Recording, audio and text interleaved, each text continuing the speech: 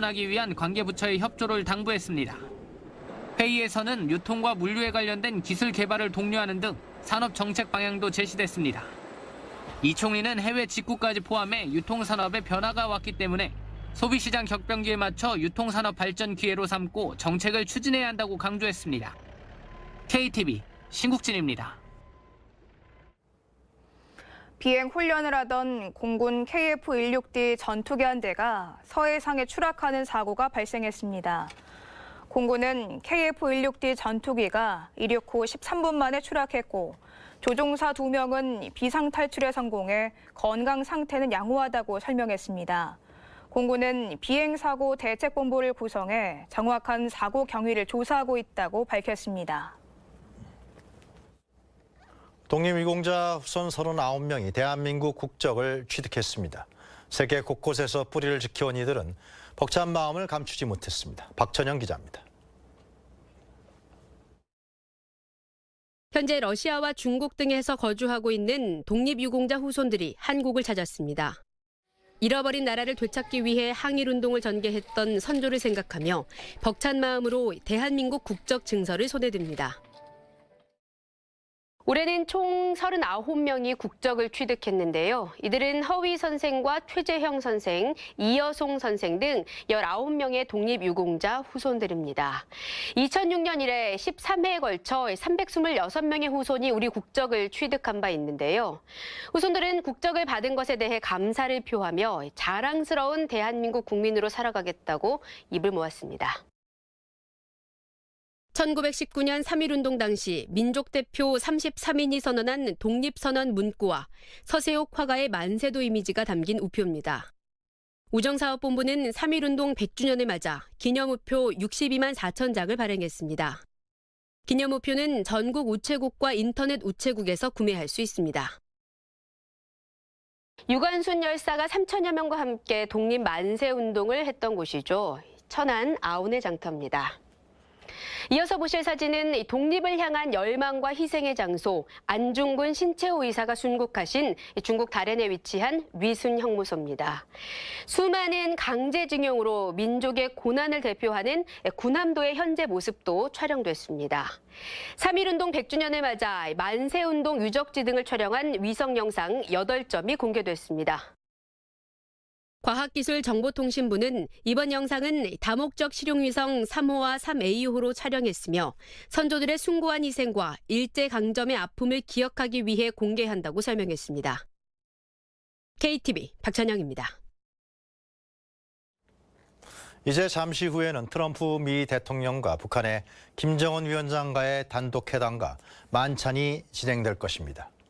만찬에는 북미 양정상 외에도 미국 측에서는 폼페이오 국무장관 그리고 멜베이니 비서실장 대행이, 북측에서는 김영철 부위원장과 김여정 제1부부장이 참석할 것으로 예상됩니다. 오늘 열리는 단독회동과 북미 간의 친선 만찬은 내일 정상회담 내용과 결과에 대한 풍향계가 될 것으로 보입니다. 내일은 본격적인 정상회담이 열리게 되는데요. 이 단독 정상회담과 확대 정상회담 그리고 오찬 후에는 공동 서명식이 예정되어 있습니다.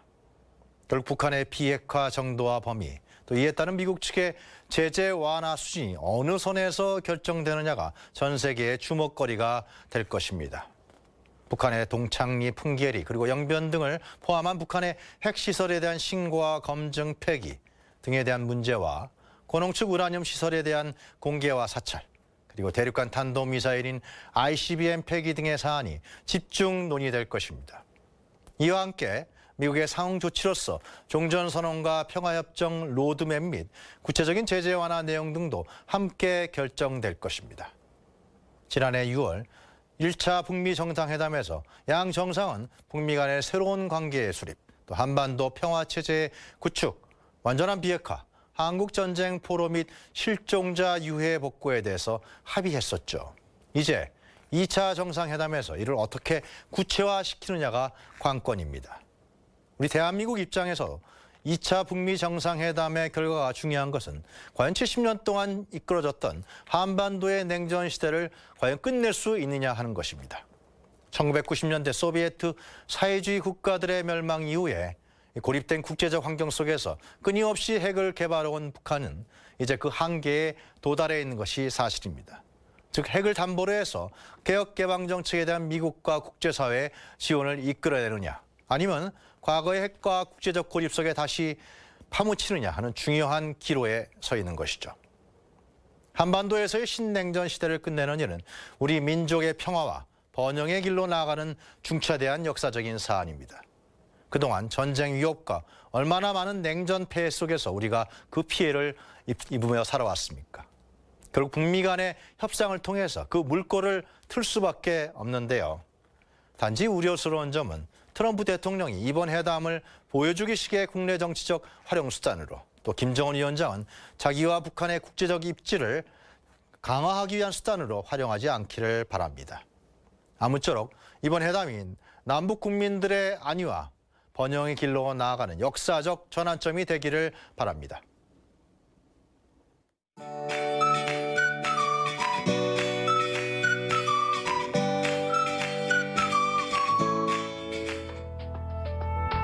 안녕하세요. K웨더 라이프스타일 예보 오주호입니다.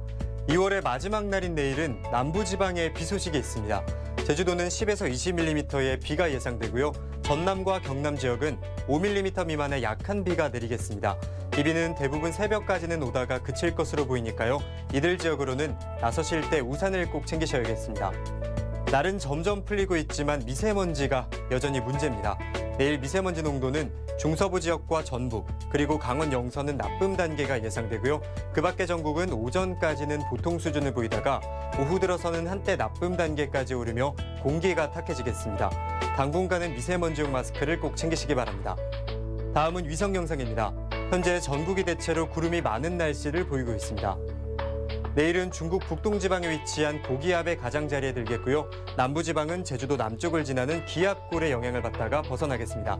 다음은 자세한 지역별 날씨입니다. 중부지방은 아침까지 구름이 많이 끼겠습니다. 낮 최고 기온은 서울과 수원 12도, 춘천과 대전은 13도까지 오르겠습니다. 동해안은 오전까지는 흐리겠습니다.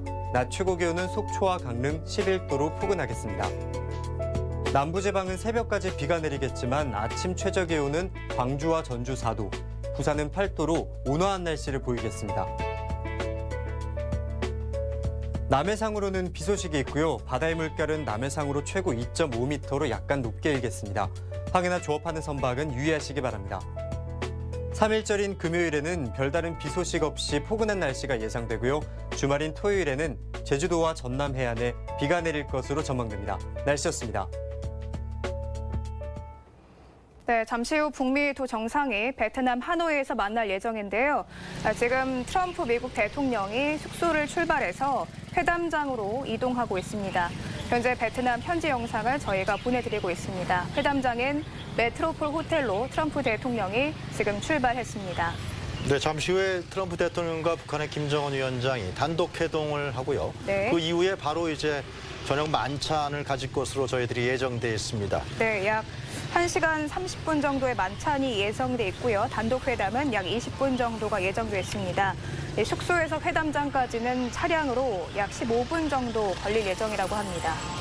네, 과연 이 만찬에서 내일 정상회담의 합의 내용이 어느 정도 결정될 네. 것인가 우리가 분위기를 볼 수 있을 것 같은데요. 그렇습니다. 결국 영변 핵 폐기 문제와 종전선언 문제, 각종 지금 얘기되고 있는 북한 연락사무소, 상호 연락사무소 설치 문제, 네. 또 유해인군 유해 포로 문제, 유해 발굴 문제 이런 부분들이 아마 집중적으로 내일 얘기를 낼 텐데 네. 오늘 그 부분에 대해서 어느 정도의 이제 양 정상이 얘기를 풀어나가느냐, 탑다운 방식으로 어느 부분들을 풀어나가느냐 이것도 상당히 중요한 관전 포인트가 될 것 같습니다. 네, 말씀하신 것처럼 오늘 이 만찬과 단독 회담, 이 회담 전체적인 분위기를 좌우하는 첫 번째 발걸음이 될 것이란 전망이 나오고 있습니다.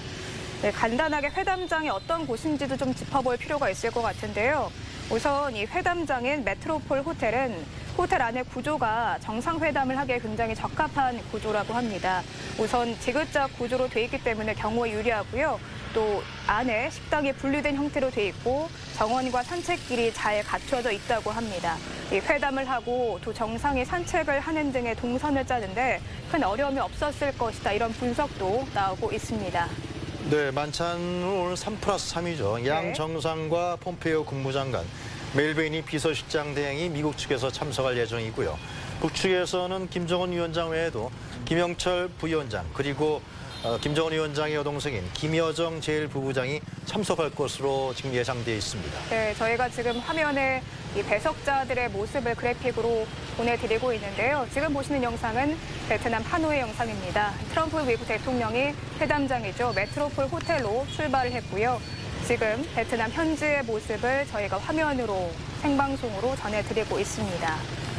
네, 현재 트럼프 대통령 미국 내에서의 자신의 불안정한 국내 정치적 입지를 이번 북미 정상회담에서 어떻게 회복하고 또 성과를 내느냐, 이것도 상당히 트럼프 개인의 정치적인 위상으로 굉장히 중요한 것 같고요. 그렇죠. 네, 또 김정은 위원장 마찬가지로 지금 현재 북한에 처해 있는 경제적인 한계라든가 문제점 이런 부분들을 국제적인 제재를 완화시킴으로 인해서 그 지원을 받아서 북한의 경제를 어떻게 다시 성장시키고 네. 발전시키느냐, 그런 점들이 상당히 주안점이 되고 두 사람이 처한 또 환경이라고 볼 수가 있을 것 같습니다. 네.